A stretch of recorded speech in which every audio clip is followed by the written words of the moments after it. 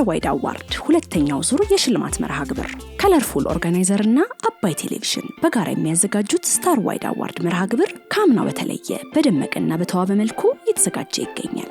በዚህ የደመቀ የሽልማት መርሃ ግብር በንግድ ፈጠራ፣ በመልካም ስራ አመራር፣ በቀልጣፋ አገልግሎት፣ በባንክ፣ በንግድ ስራ፣ በበጎ አድራጎት፣ በኢንዱስትሪ፣ ግብርና፣ በፋሽንና ዲዛይን፣ ማህበራዊ ሚዲያ፣ በኪነ ጥበብ፣ በሆቴልና ቱሪዝም፣ በንግድ አመራር፣ በስራ አመራርና በሌሎችም በርካታ የሙያ ዘርፎች ስኬታማ የሆኑ ድርጅቶችና ግለሰቦች ይሸለማሉ።